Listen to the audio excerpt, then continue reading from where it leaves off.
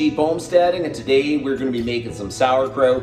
The garden has done absolutely awesome, and we got tons of cabbage, but we really need to now preserve it so we can actually eat it all year long. Cabbage is one of those vegetables that is really good for you, but it doesn't last that long in storage. So you really need to either preserve it or freeze it. So what we're going to do today is we're going to ferment cabbage. Basically, it's going to be sauerkraut. We're going to put a bit of that away to make sure that we can eat this all year long and we can maximize the work that I put into the garden so we can actually eat it all year long. So that's what we're going to do today. We're going to make a very simple sauerkraut recipe.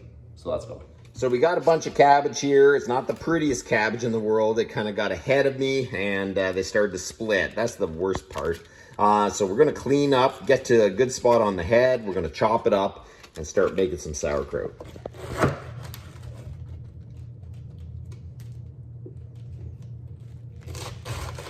I cut it next to the core.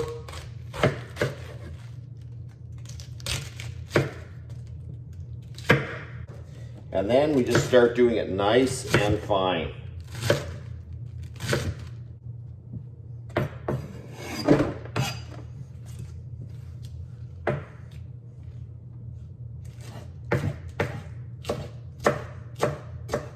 You want to cut it up pretty fine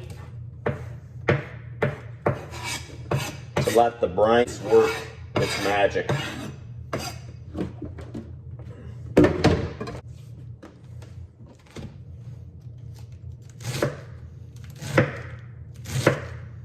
The cabbage is cut up now. We're going to use the kitchen scale. We're going to weigh the cabbage, and then we're going to calculate how much salt we need. Basically, the salt is 2% of the weight of the cabbage, and then that is perfect. It won't be too salty. We're going to zero the scale and start loading up the cabbage. Okay, so we're going to put the bowl on. We're going to zero it. We're going to put the cabbage in the bowl. We're going to weigh it.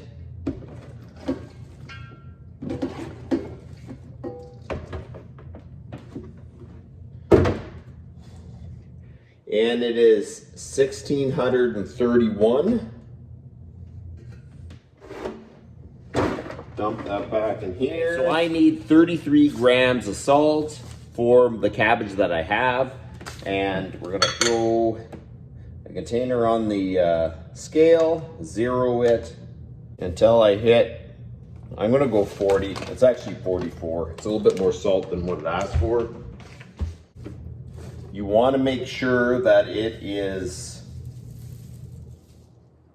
equally spread out through the cabbage.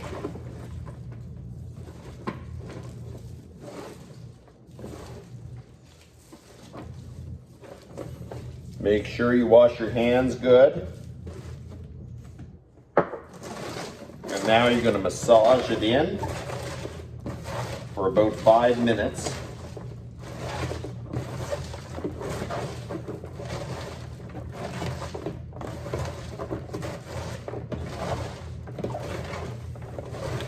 You want to make sure that it's actually mixed around really good, and you don't worry that it's you're bruising it or doing anything, because basically sauerkraut, that is what sauerkraut is. We're going to start filling the jar. As you go, you have to mash it down, push down on it. You want to get rid of as much of the airspace as you can.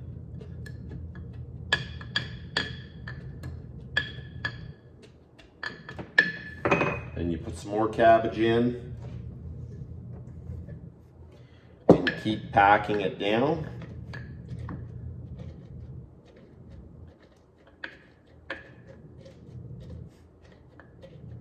See the moisture coming out of the cabbage more and more, and the goal is to have enough liquid in there that it'll totally cover the cabbage, and that kind of keeps it from going bad and getting to the air.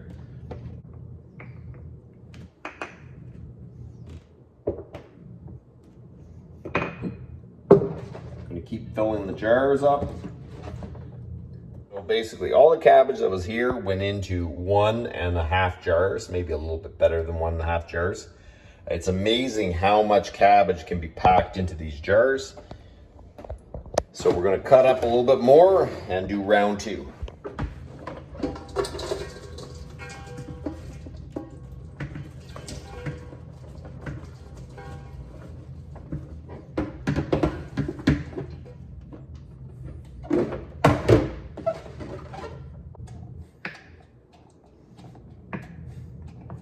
So now that you have the cabbage in the jar, you have to hold down the cabbage because it kind of wants to float. They sell these things on Amazon. They are little glass weights, and you put them on.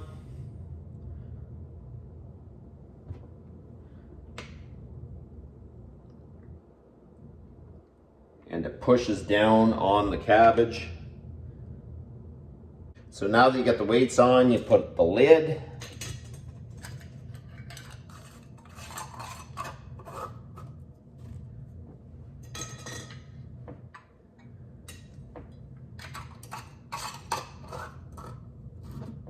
Before you do anything else, you have to burp these jars every day, pretty much twice a day for 2 weeks, 3 weeks, at least till the off-gassing stops. And basically burping is just you kind of give it, you'll hear it burp, you shut it.